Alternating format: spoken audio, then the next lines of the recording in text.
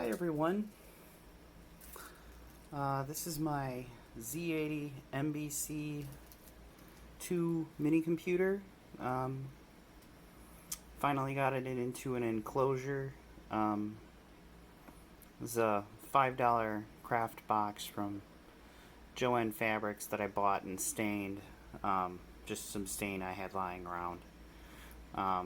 To it I've added a classic 8-bit Atari joystick port adapter, which is just a series of 10K pull down resistors and a 5-volt source for switching the pins on. This is a switchboard. Can't really see it all that great. Really all it does is provide a place to solder points to for this switch that actually switches the power going into the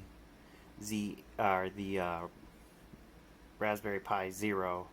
Last time I showed this to you, I had it all running through a Pi, a full-size Raspberry Pi board. I've tucked the level converter back here for the Raspberry Pi. There is a PS2 adapter, and it is wired in correctly. I've checked my pinouts about 100 times. It locks up every time I use it. I resorted to using that USB keyboard, which is just fine for my purposes. I think what's going on is the clock pin for the PS2 runs through my level shifter. I believe that might be throwing off the sync for the PS2 keyboard. If anyone's got any ideas as to why that's not working and they're familiar with the latest version of the PiGFX interface, let me know in the comments, but I'm pretty sure that's what's going on with this. I wasn't gonna do a full-fledged bug report because I didn't know if the issue was my level shifter, my keyboard, which I have two PS2 keyboards, and the longer and longer I worked at it, the more futile it seemed, because PS2 keyboards in and of themselves are not very standard. I'm starting to find there's all kinds of different microcontrollers that got used. It gets really, really convoluted the closer you get to when we started using USB for those keyboards. I'm fairly certain that this would probably work really, really fine with a plain Jane generic PS2 keyboard from much earlier. I think they played real fast and loose with PS2 because they could hide a lot of their sins using a traditional UART. But because this interface bit bangs out the connection to the PS2 keyboard, I think everything has to be pretty close to perfect for it to work. It's very possible that you could get the software to the point where it wouldn't matter, but I think there's just too many combinations of level shifters, PS2 interfaces, PS2 keyboards with different microcontrollers in it. It just seems a lot easier to use a USB keyboard, so that's what I'm going to do. Up here I've got a passive buzzer module, which I've wired into the GPIO pins along with this big long wiring harness that goes to my joystick interface. I've got an HDMI extension that goes to micro HDMI on the Pi, and then I've got a USB extension that's actually just an on-the-go extension that goes to the micro USB there on the back of the PiGFX Pi Zero down here, and then I put in the video header and I ran some wires to the back to an RCA jack for when I use it with the RCA. And it all works. You'll notice my real-time clock module is not in. That's because it broke while I was working on all of this. I don't know what happened. I assume I plugged it in backwards, which can damage the module. But I don't know that. It no longer works. I've got to order a new one. It's not a very high priority because there's very little in CPM that really needs that clock. So I've done a couple of things. Spent quite a bit of time writing some software for this, so I'd like to show you guys that. Okay, so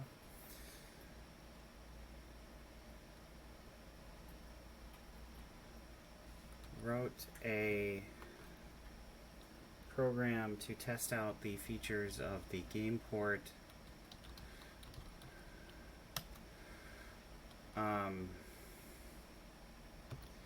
and wrote 3 includable source code files for simplifying that.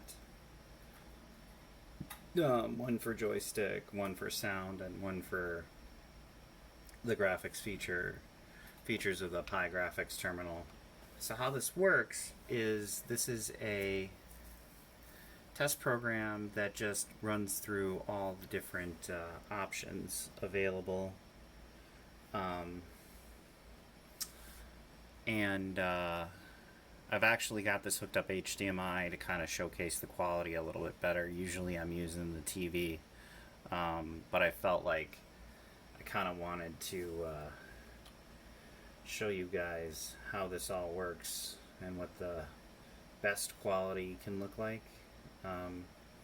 Tried to adjust my monitor to make this look halfway decent. I apologize, I don't really have any way of doing a regular capture. So first we'll do a sound test. And basically how this works is it's a active buzzer module, which means you just need to supply it with a digital signal of 5 volts, switching the port on and off really fast to create a square wave, and it plays the square wave. Ideally, the best case scenario would be to create functions which I can include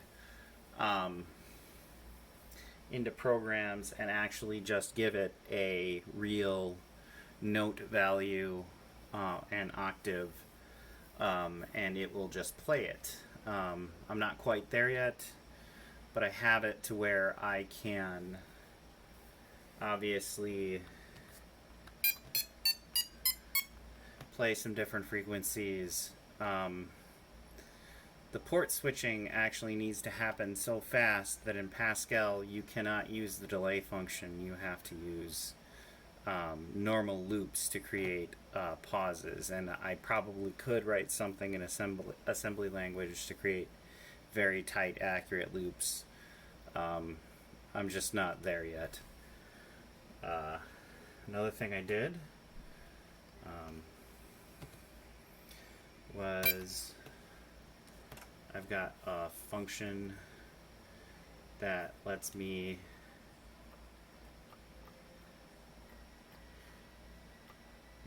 read in from the joystick.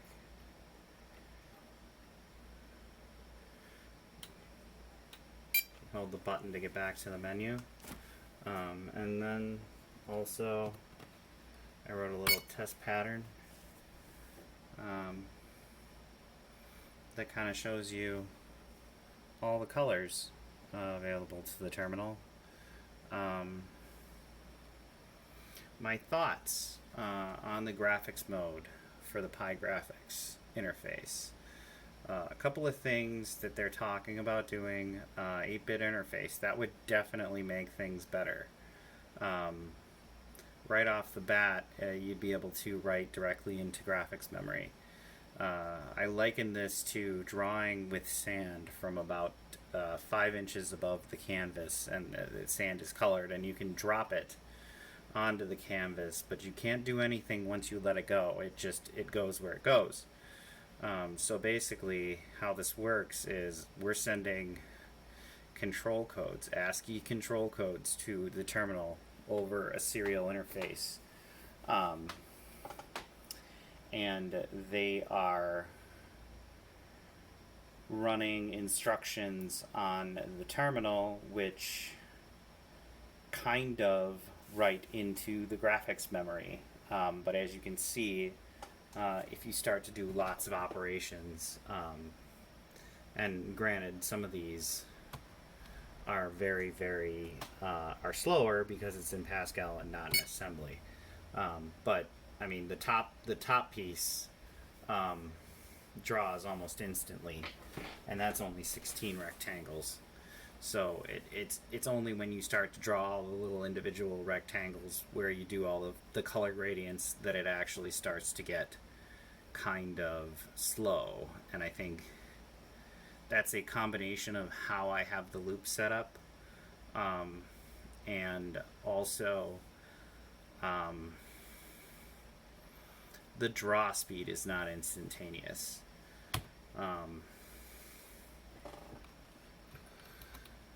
I started to work on code to kind of showcase animation that this thing is capable of, because that's the direction I'm going if I'm going to port a Tetris program to this terminal. So this is kind of what it's capable of. Each one of these shapes is drawn by an individual single control code with coordinates. And it's probably pretty hard to see, but down here we have a single point, and that's actually just because I wanted to see if I could draw a single pixel using a line command, which you can if you give it the exact same coordinates for both ends of the line. It will draw a single pixel.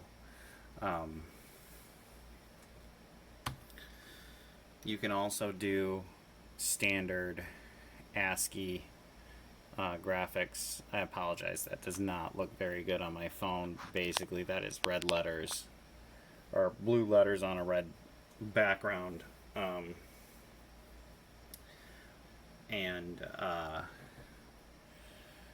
That's just kind of to show you can do some pretty normal colored text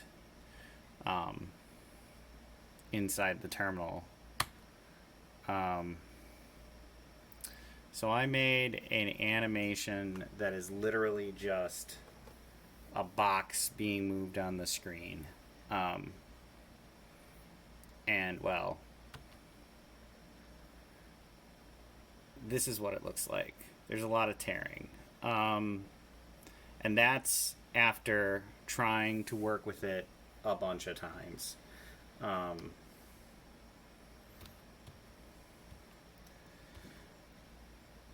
It works, but basically what you have to do is draw and redraw and alternate the background color and the foreground color, because currently the terminal doesn't support sprites. So anytime you want to animate something on the screen, you have to pretty much know where it is. If you want to do any kind of screen collision, you have to keep track of that in the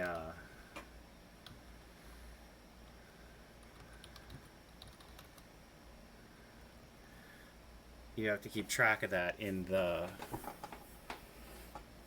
graphics memory on the terminal, or on the host computer. So obviously, what does that mean if you want to have some kind of on-screen collision detection? you're going to have to write code that keeps track of everything that's on the screen, store that in memory on the computer. You're going to have code that compares the location of everything on the screen to figure out if there was a collision. All of that stuff in even rudimentary graphics interfaces that support sprites, like the graphics chip on the Commodore, the VIC-2, that's handled for the programmer using those sprite calls. So that is kind of one of the things that makes a program like Tetris very attractive, because there's not a whole lot to keep track of. And essentially, I mean, what you're looking at is a screen that's made of a two-dimensional array. And it's going to have a grid that you can't see, and that grid has boxes that move around on it, and you have to make sure that you know where all the boxes are, and then it's just a matter of checking where all the boxes are each time a frame moves forward to figure out if you have a completed line or if blocks have collided with other blocks and you need to stop moving the piece and deploy another piece. So I think that is probably why I will be doing a Tetris program. As far as if I'm going to do a direct port of something, I know I had mentioned David Murray's Tetris. I think I might still go down that road. The Color Maximite port is a lot more readable than the Commodore source code. The original source code uses a lot of those built-in commands that move the cursor around on the screen, where you could do almost kind of like control codes inside a print statement that moved those move things around, move the cursor around on the screen. So it's kind of one of those things where it's probably going to be a lot easier to go with the code that was written for the Color Maximite, because that uses built-in basic commands the Maximite has that are very similar to features that the terminal itself supports, the PiGFX terminal, like line draws. So I think in that way it'll probably be a lot easier to figure out how the main loop works in that program. But it might also just be something I have to write from the ground up. I'm still really excited about this terminal. They've got a pretty ambitious set of features that they want to try to support. 8-bit interface, that would be great as far as having direct connection to the terminal from the computer. You'd be able to talk to the computer through that to the terminal through that 8-bit interface. I'm confident I could write something or use a 8-bit shift register on the I2C bus to talk to the interface directly by writing custom LP codes for the sketch for the Arduino that's on the Z80 MBC. If that were the case, it would make it really, really easy to just add in support for using either the I2C bus or doing commands even directly through the user port if I wanted to try to do bit banging to the graphics interface. The latter would require the ability to end load data into the graphics interface, and then call it from within the program. And since I don't really know how they're going to do that 8-bit interface or what features it will support, it's just conjecture at this point. I think they want to do sprites, like real-time sprites. That would be great. I think that's probably going to be tied in with that 8-bit interface, because I don't know that you could easily control sprites on the screen using control codes. I mean, I could be surprised. I'm surprised that you can do as much as you can do with control codes. Because again, this whole menu and all the graphics for it are just control codes. They're line write statements within Pascal, and the cursor is being hidden. If I didn't, when this thing was drawn, it would go all over the screen, drawing all these lines and things. So it's kind of a interesting concept. So I'm kind of excited about that terminal. On the hardware front, I'm probably not done yet. I think what I'm going to do, because I had run into a bunch of problems building the interface. One is you run out of 5-volt power pins so quickly. There's only 2 on the Raspberry Pi, and you use one of them, if I'm not mistaken, you use one of them to power the main computer, and then the second 5-volt pin you use to power the level shifter.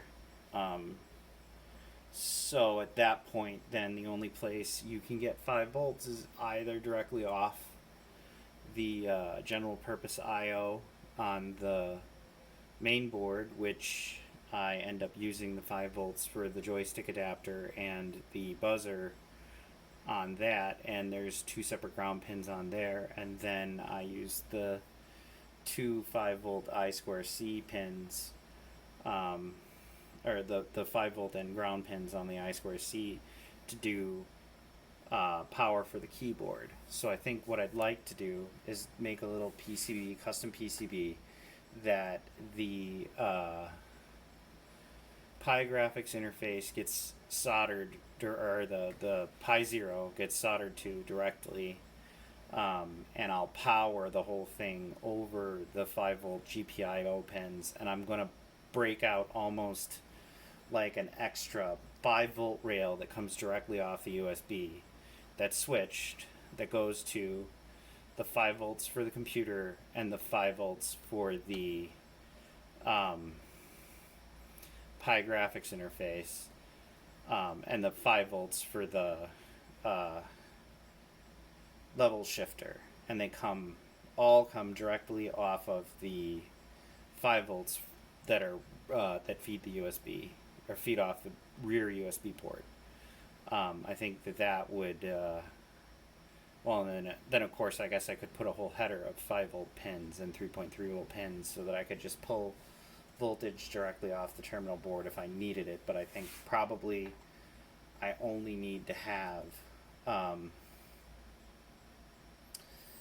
those pins coming directly off the Pi interface at that point, since I'm going to be soldering the board directly to the PCB, kind of like they do when they do those little Raspberry Pi handheld hacks, where they take a Raspberry Pi and they put it into a Game Boy Advanced. The PCB is just soldered. I mean, there is to the CM3 module, Raspberry Pi module, but I don't think anyone's ever tried the PiGFX interface on that, and I don't know what the capabilities of it are. But that might be a good idea to just solder the surface mount connector, card edge connector, and then snap the Raspberry Pi in like a RAM stick, and then you would just connect the terminal through a set of pins on one side. So I think I'll probably do another custom PCB terminal setup, just like I did with the Grant Searle terminal. Probably do that on the side because I started working on the Tetris clone. So hope to include sound and joystick support. Because I think I had mentioned before that the joystick is pretty necessary for that. So I guess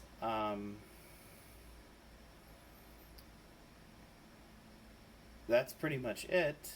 What I've been doing. I'm going to take the Pascal source files that I wrote, which I believe have some pretty good examples on using the port command to interface the GPIO port for both sound and the joystick interface. And I'll put them up someplace. Not really sure where yet. When I do, I'll update the comments to this video so that people can go get them and take a look at them if they want. I'd be real interested to hear from anyone who's used PiGFX interface with a PS2 keyboard. I know there's some people who say you can actually drive the keyboard on 3.3 volts. I tried that with both my PS2 keyboards and neither one of them would power up. So I don't know if there's some older interfaces that are very, very low current.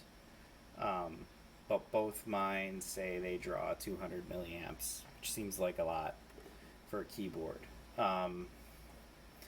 So I'm not 100% certain if they just don't work on 3.3 volts, or if